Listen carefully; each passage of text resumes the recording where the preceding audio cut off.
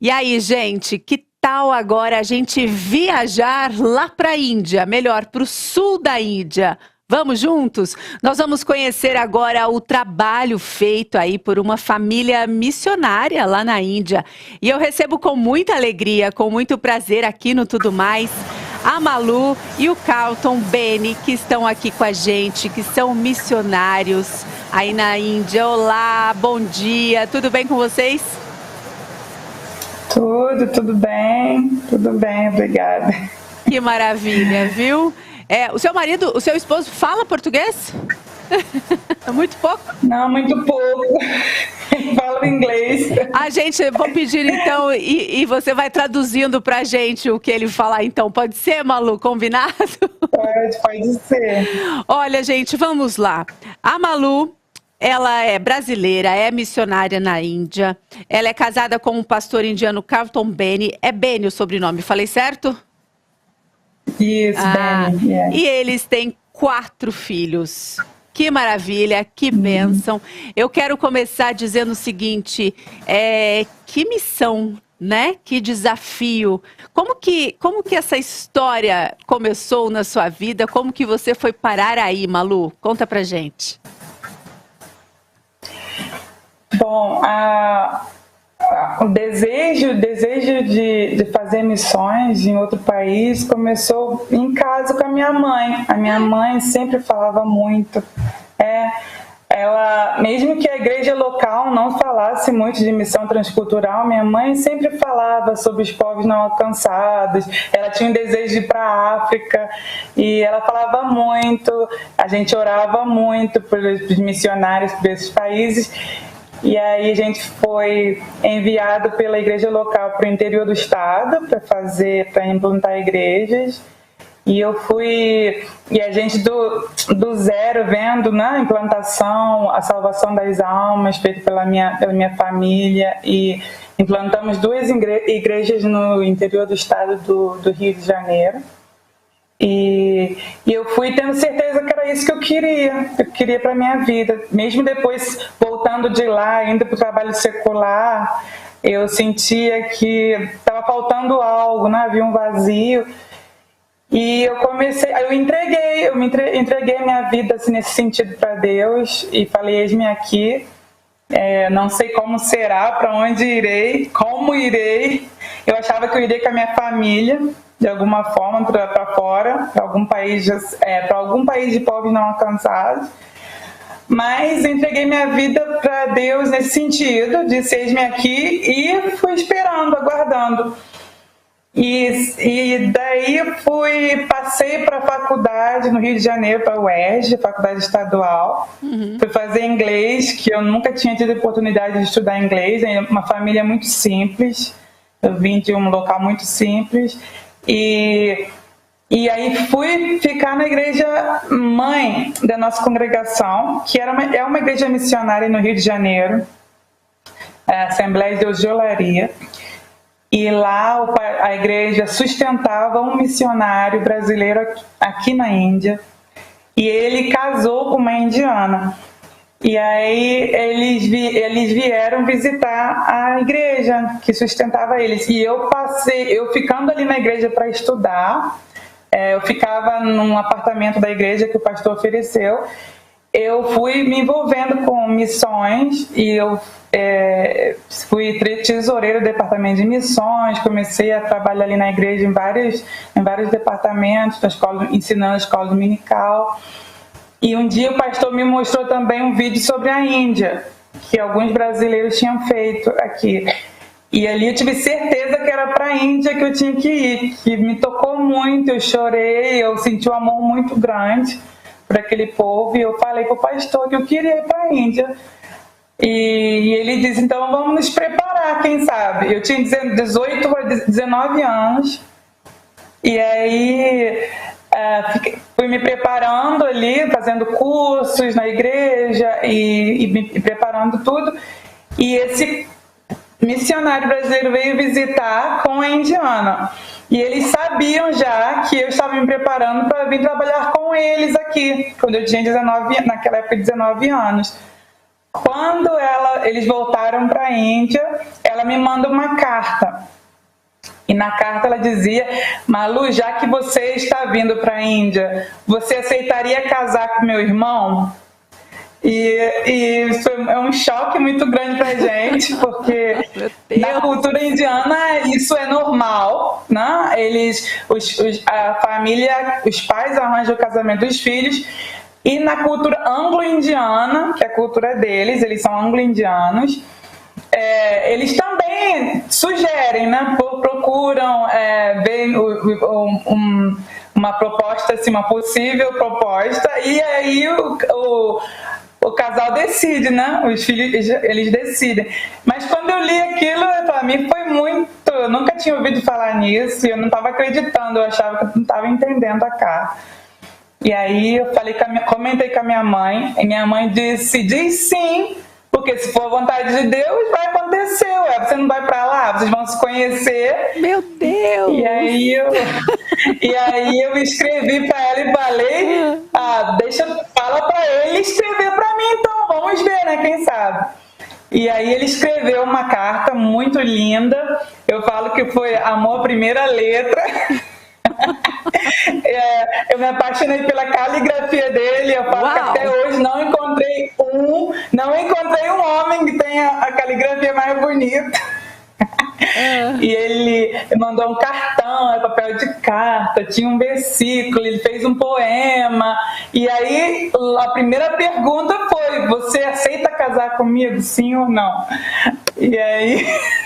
E você respondeu por ele carta. Ele estava orando há 12 anos, esperando que o Senhor enviasse a pessoa certa para ele, né? Uma pessoa que quisesse fazer obra missionária, que quisesse trabalhar no ministério com ele. Ele já ensinava em seminários teológicos aqui, ele já fazia, já viajava fazendo vários trabalhos aqui na Índia.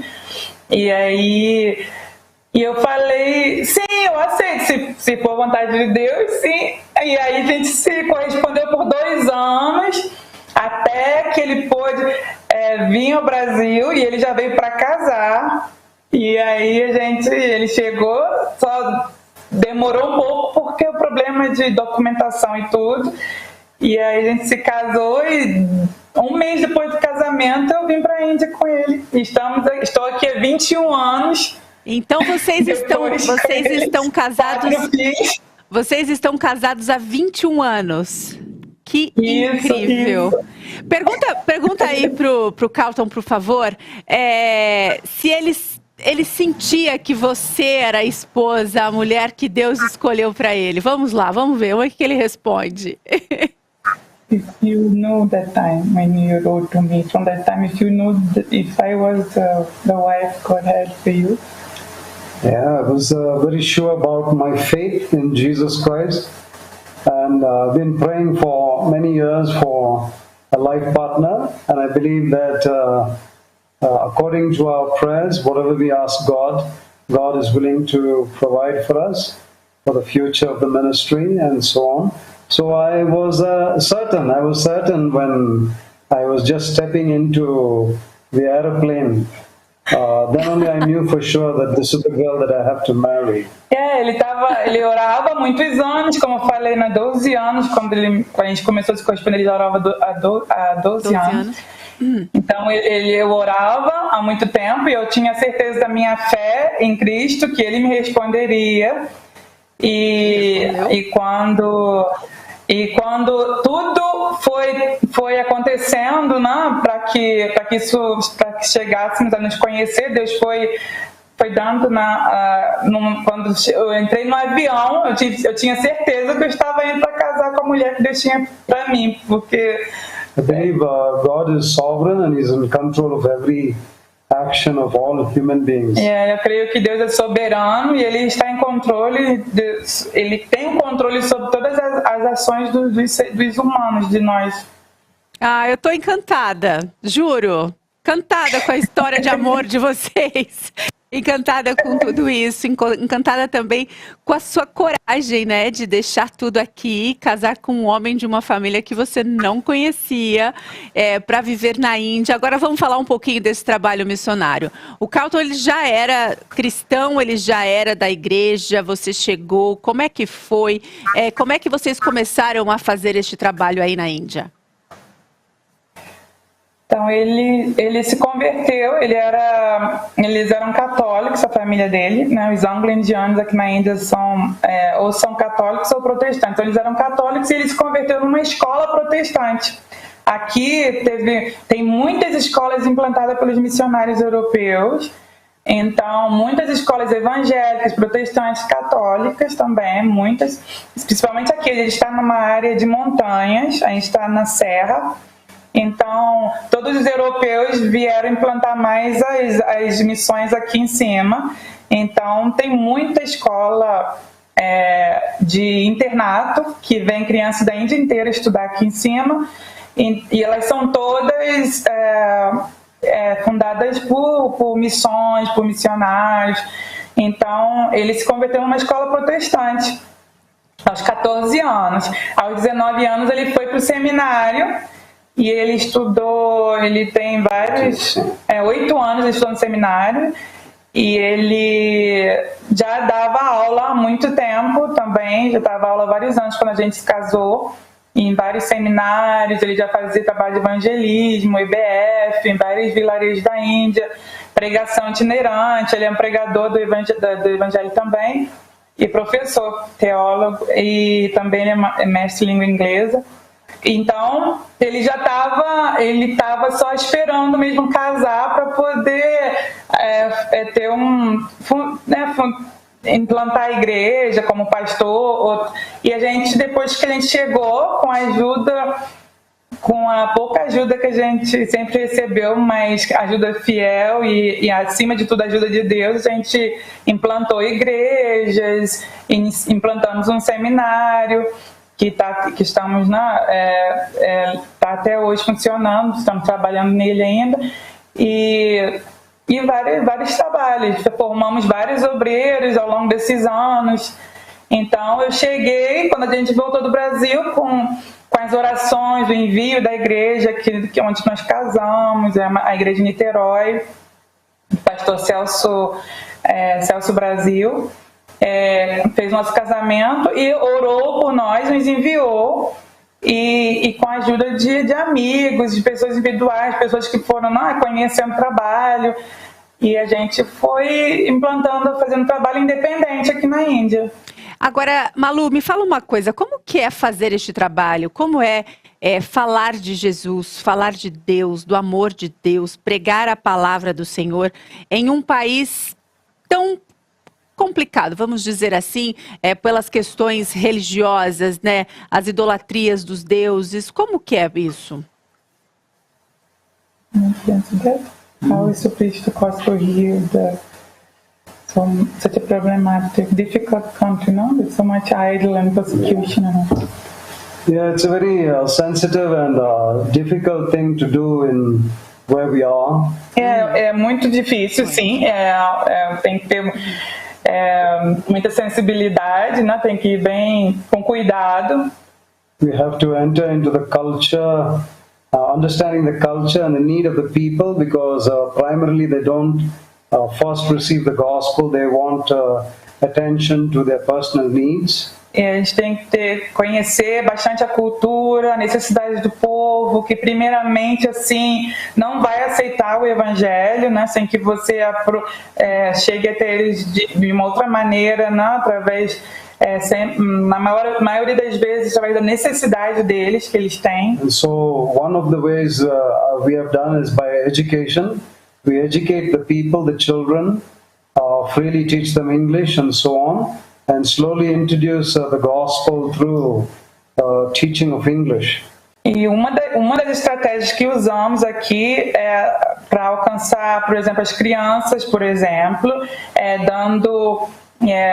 através da educação, ensinando inglês, dando reforço escolar de inglês, por exemplo, e a gente consegue se aproximar deles E daí, depois de um tempo, tem uma porta aberta. Keeping in mind what Jesus said, to make disciples of all the nations, that's the primary objective. And we will do anything to attract the people to come to know who Jesus Christ is, and then give them the gospel. And if they are showing interest, then we begin to disciple them. E aí, se eles... claro que a gente tem sempre em mente que alcançar as nações com o Evangelho, claro, fazer discípulos primeiramente, mas a gente procura maneiras de chegar até eles, não pode chegar assim diretamente. Tem que ser. That's what we've been doing for the past 30 years, and been very successful, but we've also gone through a fair bit of persecution and suspicion from the local area. Isso é o que eu tenho feito, no caso ele há mais de 30 anos, e depois comigo nos últimos 21 anos. A gente tem feito dessa forma, de várias outras estratégias também, mas nós também passamos por vários momentos difíceis, né, fazendo a obra do Senhor. Aí eu gostaria de só contar rapidamente que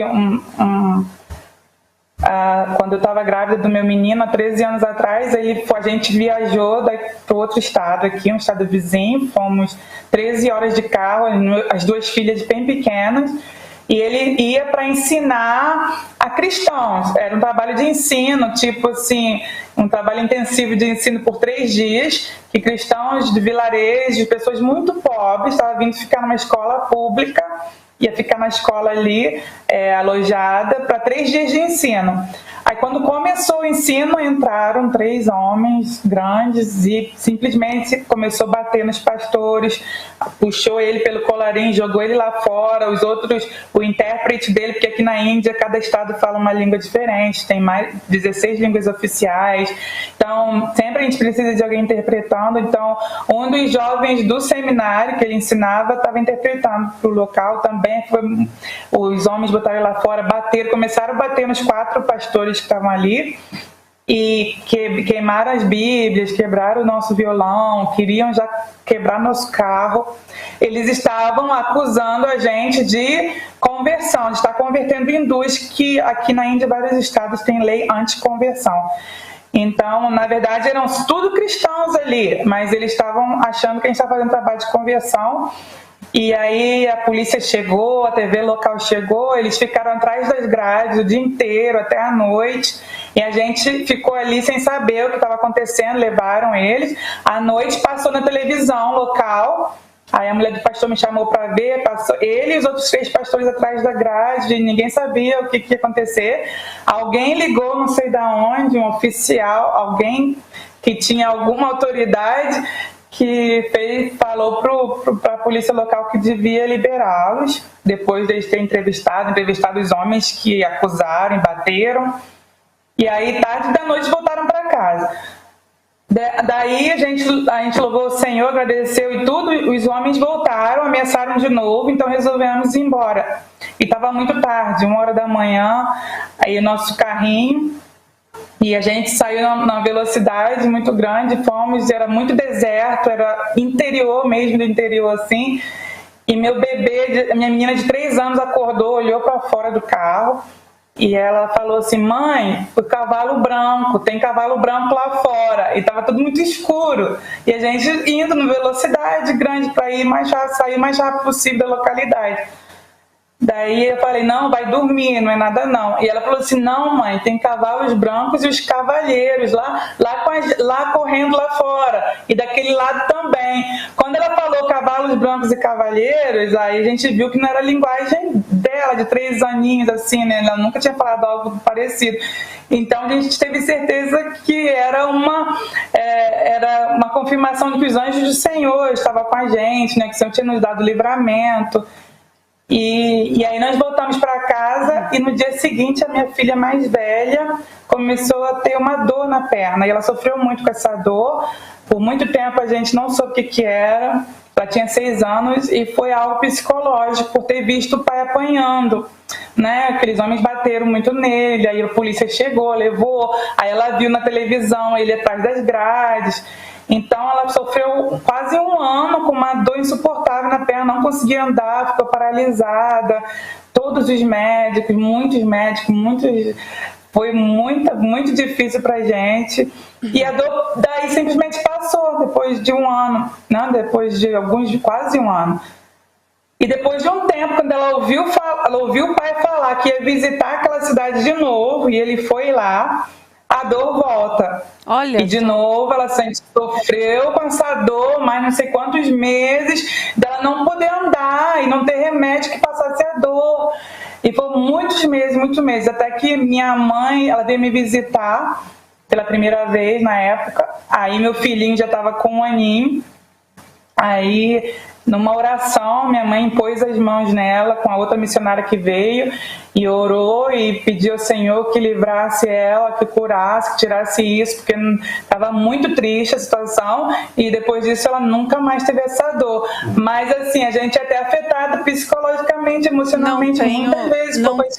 Não tenho dúvidas, Malu, a gente nem imagina, né, tudo que vocês passam. Quando que a gente ia imaginar que existe uma lei que proíbe aí a conversão, perseguição, prisão, realmente tem que ter muita fé em Deus, acreditar, descansar no Senhor que vai conseguir realizar a obra dele por aí, viu? Agora me diz uma coisa, como que funciona a escola bíblica aí que vocês estão à frente, vocês cuidam dessas crianças, acolhem, ensinam, como é? Então, a escola bíblica ela é como se o seminário teológico para jovens, não? Então eles vêm de várias partes da Índia. Eles são jovens tribais, jovens muito pobres, até de Mianmar, que até da fronteira com Mianmar, que é um país aqui no norte da Índia, vem muitos jovens. Então, alguns deles são convertidos solos na família, então a família não apoia, outros muito pobres. Então, poucos eles podem pagar, muito pouco, não cobre nem alguns meses, né, de estadia, alimentação, professores. A gente tem muito professor voluntário e o pastor Calter que ensina a maior parte das disciplinas. Então tem aula, então eles ficam aqui internos com a gente. Foi isso. Por 4 anos ou mais, depende do curso que eles escolhem, se eles quiserem continuar estudando.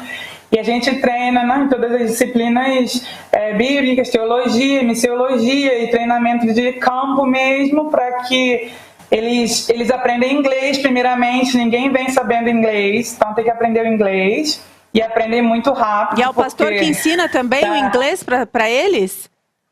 Isso, ele ensina, eu ensino. A minha sogra, a mãe dele também mora com a gente, ela é professora, ela também ensina.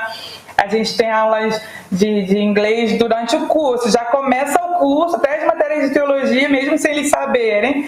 Aí eles pegam muito rápido, porque está numa imersão, né? Eles aprendem muito rápido. Aí eles aprendem. E o indiano tem o cérebro já está, porque para aprender língua muito rápido. Eles aprendem muito rápido, porque muitas línguas, numa cidade só tem muitas línguas. Então, uma criança com 5 anos já fala no mínimo 4 línguas aqui, porque a língua da família, a língua do vizinho. Aí na escola, as escolas fala outra língua. Geralmente a escola é através do inglês que ensina a escola particular, a maioria bota na escola particular. A do governo ensina na língua do estado, mas a maioria vai para a escola particular porque é mais barato aqui, não é como a escola particular no Brasil, é bem mais barato. É pesado para várias famílias, mas eles sacrificam muito para que os filhos tenham boa educação, né? Eles cortam tudo, a mãe lava a roupa a vida inteira para fora para poder pagar uma escola particular para o filho, para poder, porque sabem que o futuro deles depende de uma educação melhor. Então eles aprendem inglês, e aí a gente tem aula de segunda a sexta, até a hora do almoço, das 9 a 1h30. E eles ficam aqui. Aí depois que se formam, depois da graduação, eles voltam para suas tribos, para os seus estados, para os seus povos, e na língua deles, na cultura deles, eles servem ao Senhor. Alguns implantam igrejas, alguns abrem casa de passagem para cuidar das crianças, alguns trabalham na igreja local, aí depende.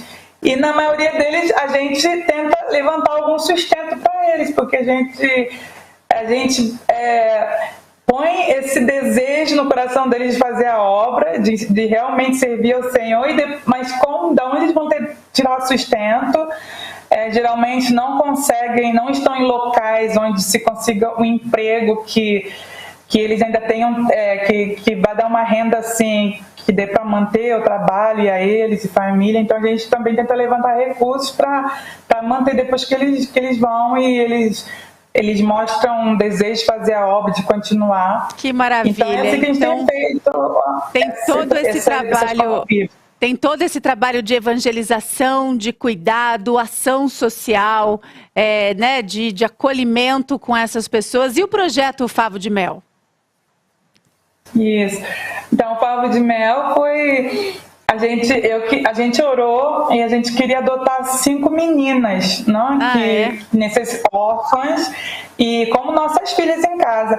E aí a gente orou muito e a gente conversou com um desses rapazes que era de uma tribo, se eles conheciam algumas meninas que precisassem, porque aqui na Índia, geralmente, todo mundo só quer ter filho homem, se souberem que estão grávidas de meninas, eles abortam. Uau. Por várias questões culturais, então os meninos sempre têm preferência, a gente vê, tipo assim, que é mais amado, coisa assim, então a gente sempre sentiu de ajudar meninas, não? Mas aí um dia, tanto é que aqui por lei é proibido ultrassonografia para revelar sexo. A gente nunca sabe, só na hora que nasce que a gente sabe. Porque se souberem que a menina, mesmo aborta. Sendo ilegal aborto e tudo, sempre acontece, né? Eles abortam. Então não pode falar o sexo. E aí a gente começou a preparar para receber essas crianças em casa, que o menino rapaz falou que ia trazer as crianças, mas um dia chegou na nossa casa 23 crianças, de muito longe, viajaram 23. Metade da Índia, 23, e a maioria era menino, só tinha 6 meninas. E aí eu fiquei desesperada, porque... Eu tinha um bebê de colo, amamentava o meu filho, tinha 2 pequenas, a gente não tinha casa para isso, a gente não tinha finanças para isso. E eu fiquei zangada com ele, eu falei, mas o que você conversou com esse menino? A gente falou que era 5 meninas, que não sei o quê.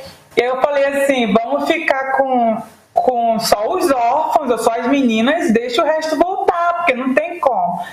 Mas ele falou para mim assim... Jesus disse, deixai vir a mim os pequeninos e não os impeçais. Então vai ficar todo mundo. Aí ficou todo mundo. E aí eu sempre falo que foi uma das melhores coisas que já aconteceu na nossa vida. Na minha vida foi essas crianças terem ficado, porque foi algo muito lindo. Foi difícil, né? Sacrifício até não saber mais o que sacrificar, mas...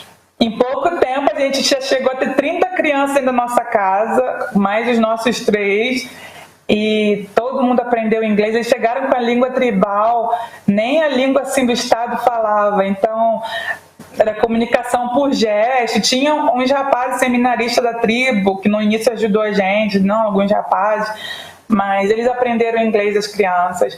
Eles aprenderam a língua local, a língua daqui.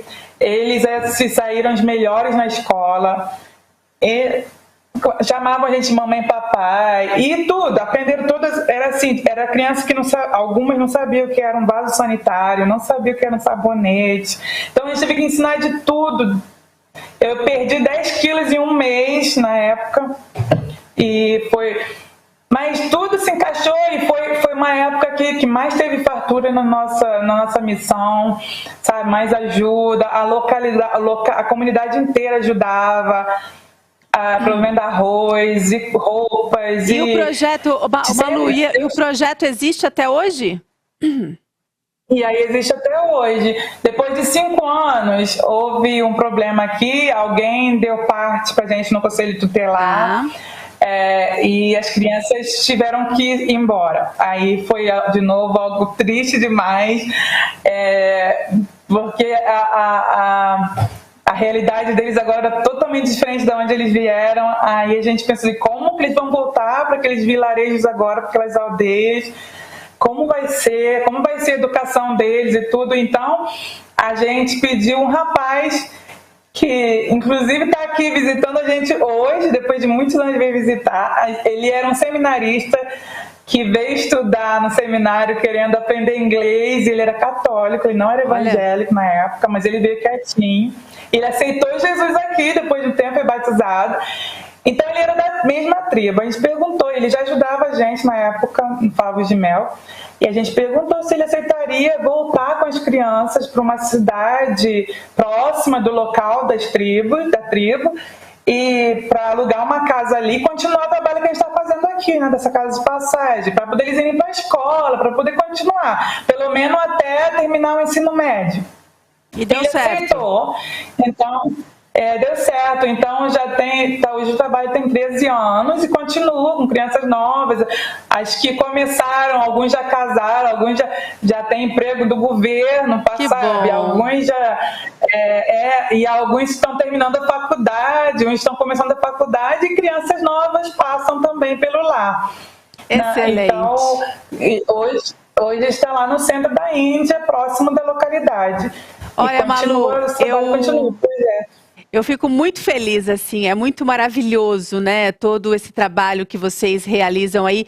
Quem quiser ajudar a missão de vocês aí na Índia, como que faz? Tem um canal para entrar em contato com vocês? Fala um pouquinho disso pra gente.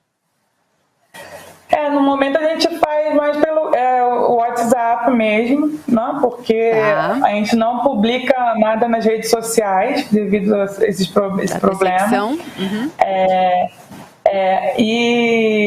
Então eu tenho o nosso número de contato, quem quiser fazer contato, e tem as contas bancárias no Brasil, que pode ser feito o Pix, que é o mais fácil, e aí depois a gente dá o nosso jeito de receber o dinheiro aqui. Nós vamos colocar o telefone aqui da missão, aqui na tela, para você que está acompanhando a gente aqui em casa. Aí você pega e pede os dados bancários ali para Malu, para poder ajudar nesse trabalho maravilhoso. Malu, Pastor Carlton, muito obrigada pela participação de vocês aqui no Tudo Mais. A gente conheceu um pouquinho, né, da história, só um pouquinho, de uma história muito rica, né, com muitos detalhes importantes de um trabalho tão maravilhoso e abençoado que vocês fazem aí na Índia, viu? Tá, muito obrigada mesmo. Agora a forma indiana de saudar, agradecer. Assim? Que Deus abençoe vocês. Isso, Muito obrigada a vocês, parabéns. Muito obrigada. Um beijo bem grande. Obrigada. Que Deus abençoe demais a vida de vocês e da sua família, todo o projeto e essa missão. Pastor Carlton, thank you. Muitíssimo obrigada, gente. Beijão, fica com Deus. Tchau, tchau. Beijo.